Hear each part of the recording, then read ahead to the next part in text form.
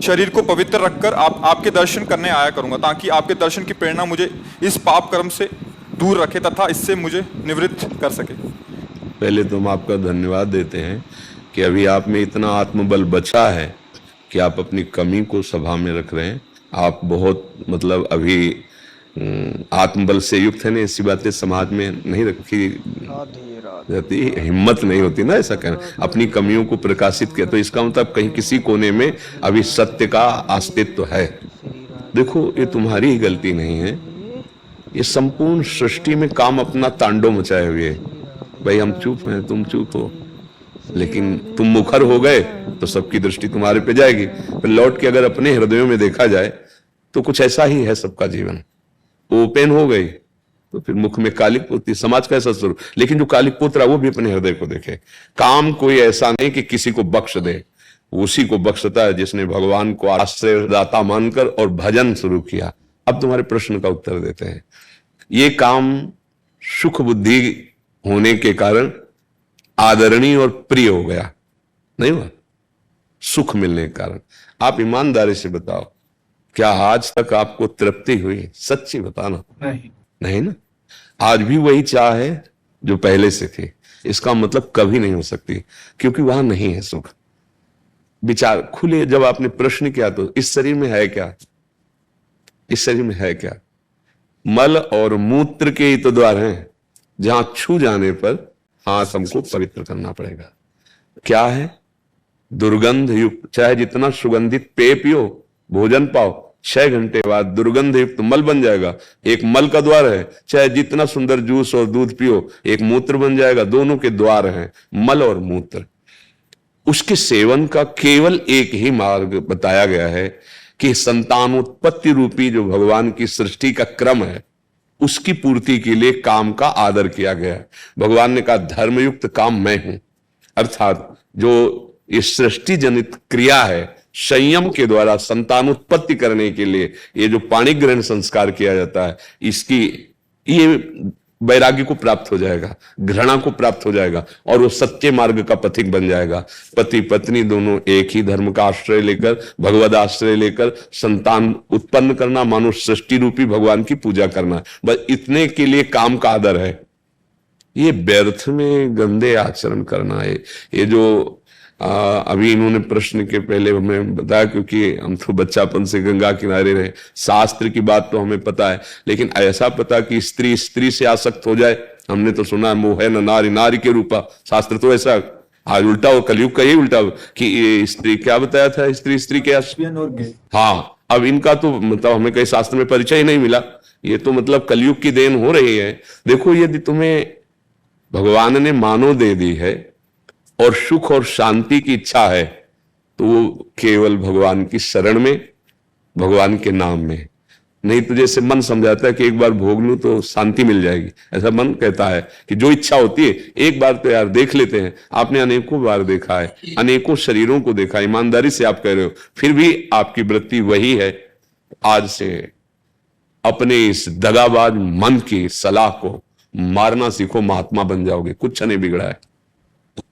हमारे भगवान की ऐसी ही कृपा है, नहीं तो किसी का उद्धार ना हो। कितना भी बड़ा अपिचेत सुदुराचारो भजते माम अनन्य भाग साधुरेव समंतव्या, भगवान कह रहे मैं उसे साधु मानता हूं, सम्यक व्यवसिता ऐसा। बस ये ध्यान रखना, इसका अर्थ समझ लेना।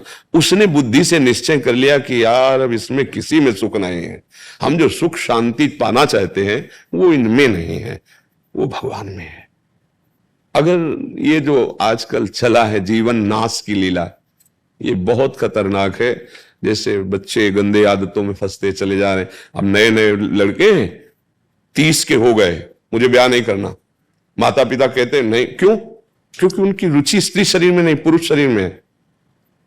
तो एक काम का आदेश केवल संतानोत्पत्ति के लिए है कि आप संतान उत्पन्न कर लेंगे, नहीं तो ये जो शक्ति का नाश कर रहे हैं, ये जो अपराध कर रहे हैं, ये तुम्हारी दुर्गति कर देगा। तुम्हारे मनोरंजन के लिए थोड़ी तुम्हारा शरीर मिला है। तुम्हारे शरीर पर तुम्हारा अधिकार केवल सत्कर्म करने के लिए है। अच्छा, तुम अपने शरीर को नष्ट करो, हमारी सरकार को पता चल जाए तो आपको सजा मिलेगी? नहीं मिलेगी। आपके जो हमारा शरीर हम रखे हैं नष्ट कर दे तो देखो तुम्हारे शरीर पर भी तुम्हारा अधिकार यहां नहीं, यहीं है कि सरकार आपको अभी हथकड़ी डाल देगी। फिर अलौकिक सरकार आप मनमानी आचरण करने के लिए नहीं, आपका स्त्री में राग नहीं है, आप ब्रह्मचर्य धारण करते हुए ऐसे तेजस्वी महान बनो, देश की सेवा करो, अपने आत्मा का उद्धार करो जो फंस गई है दुर्गति में। उसको ऐसा थोड़ी कि गंदी आदतों में फंसा के नारकी होनी, कैसे कैसे, मतलब आप थोड़ी देर विचार करो, कहां तुम सुख ढूंढ रहे हो, कहां ढूंढ रहे हो? अरे पागल उसमें सुख है। अच्छा, तुम यहां हमारे पास क्यों आए हो? कोई भी, हम क्या लगते हैं तुम्हारे? किस लिए आप यहां आए हो? हम आपसे अगर प्रश्न करें, भले आप उत्तर न दे पाए, लेकिन उसका उत्तर हम देते हैं।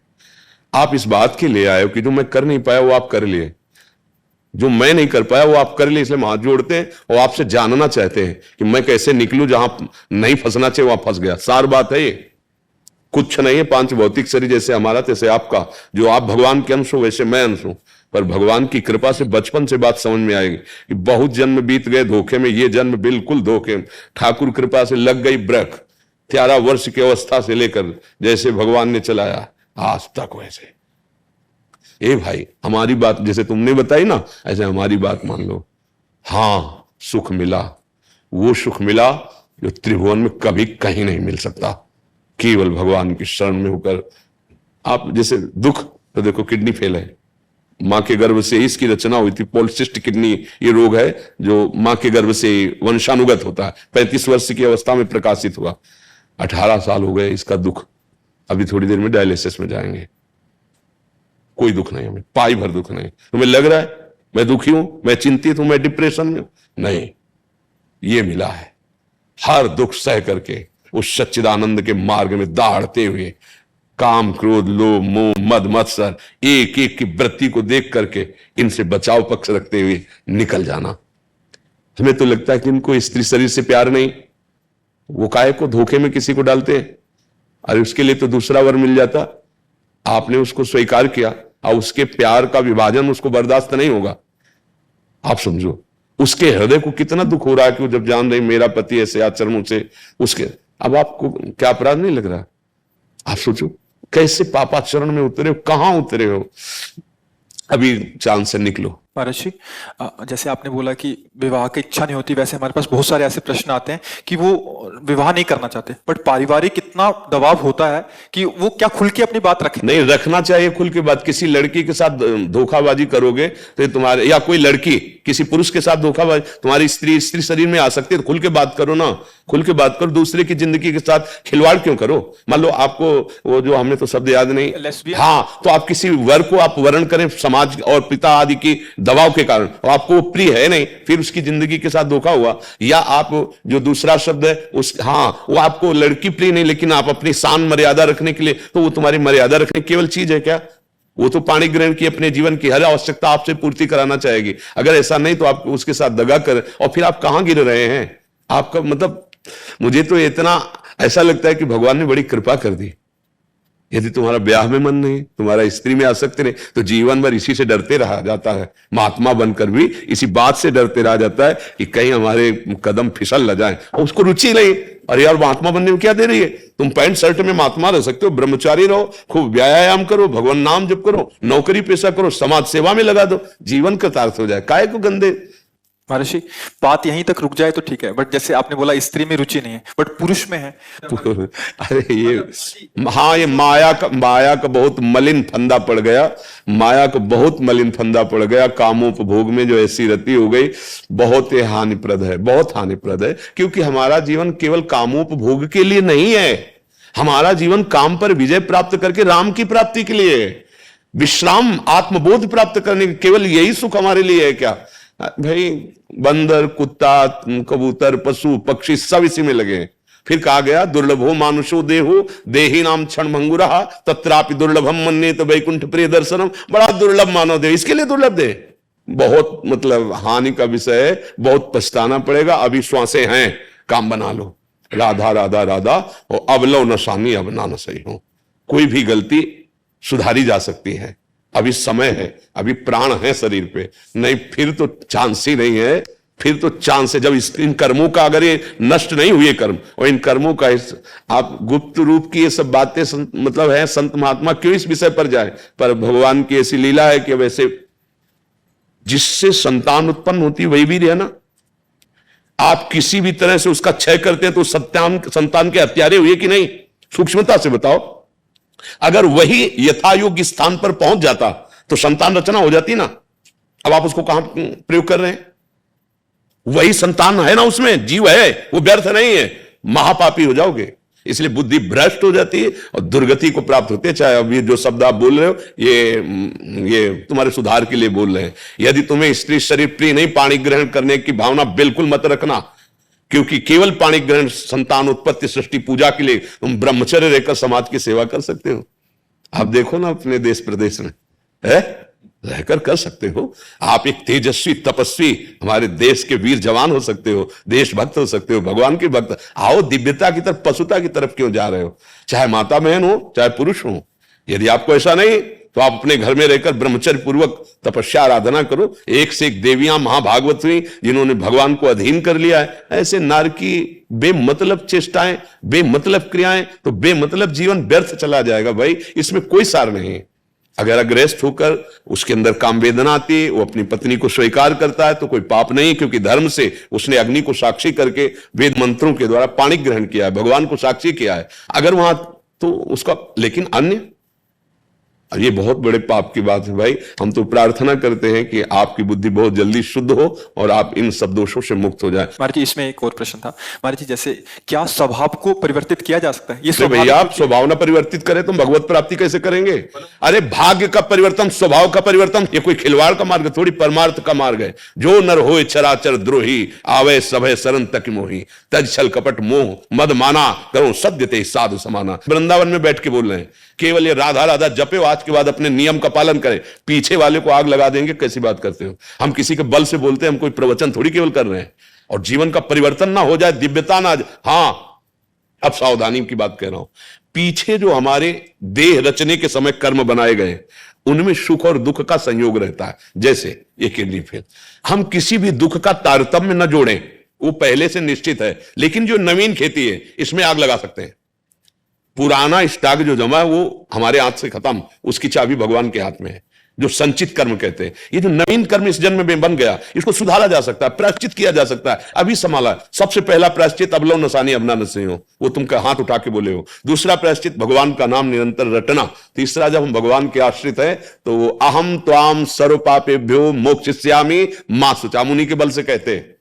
भगवान कह रहे ना, मेरी शरण में आ जाओ, अहम त्वाम सर्व। गलती बच्चों से ही होती है।